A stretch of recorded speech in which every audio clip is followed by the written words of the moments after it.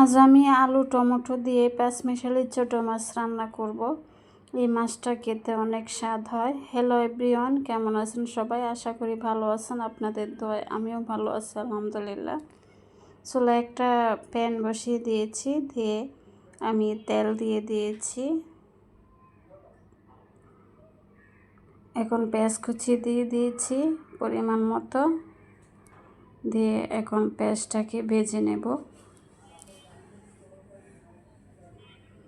পেঁয়াজটাকে ভালো করে নেড়ে ছেড়ে ভেজে নেব।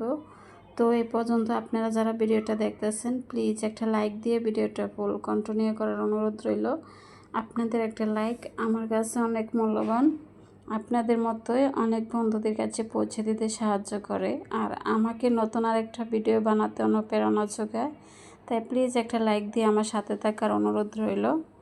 আমি দিয়ে দিয়েছি মরিচের গুঁড়া, দিয়ে দেব হলুদের গুঁড়া, ধনিয়ার গুঁড়া, দিয়ে মশলাটাকে ভালো করে কষিয়ে নেব।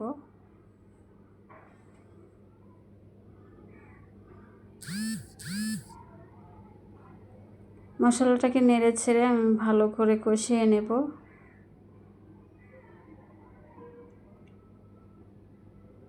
একটু পানি দিয়ে দিয়েছি, তা না হলে পোড়া লেগে যাবে। আর লবণ দিয়ে দিয়েছি পরিমাণ মতো।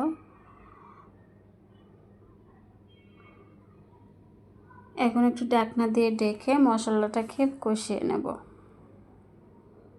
ঢাকনাটা উঠিয়ে নিচ্ছি, কষানো হয়ে গেছে। দেখুন তেলটা উপরে বেশি উঠেছে, তেলটা ছেড়ে দিয়েছে।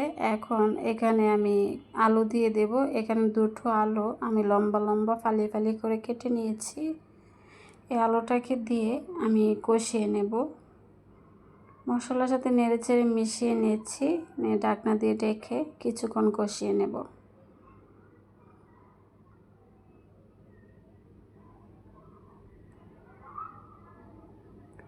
ঢাকনাটা উঠিয়ে নিচ্ছি, একটু নেড়ে ছেড়ে আমি এখানে ছোট ছোট সাইজের 3টা টমেটো আমি ফালি ফালি করে কেটে নিয়েছি। টমেটোটা দিয়ে দেব, দিয়ে আবারও নেড়ে ছেড়ে দিয়ে আর একটুখানি কষিয়ে নেব।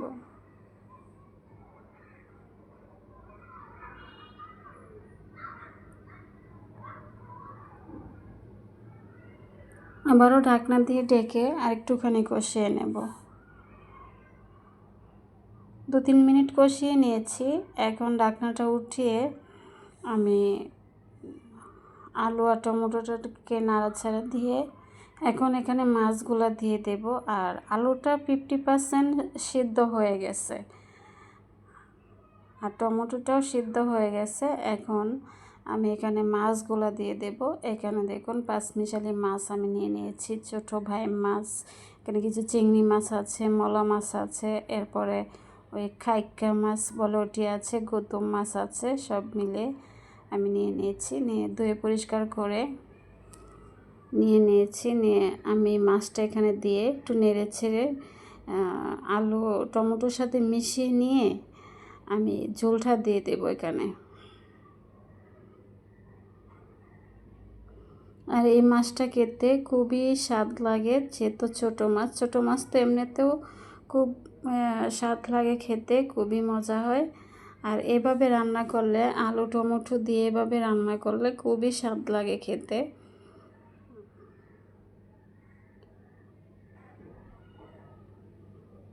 আমি ঝোলটা দিয়ে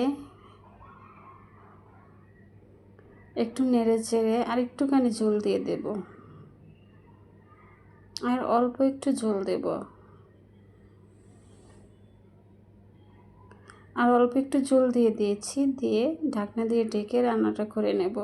তো আপনারা যে যেখান থেকে আমার ভিডিওটা দেখতেছেন, কাছে কিংবা দূরে, দেশ কিংবা দেশের বাহিরে, যে যেখান থেকে দেখতেছেন, আপনাদেরকে অসংখ্য অসংখ্য ধন্যবাদ আপনাদের মূল্যবান সময় দিয়ে আমার ভিডিওটা দেখার জন্য।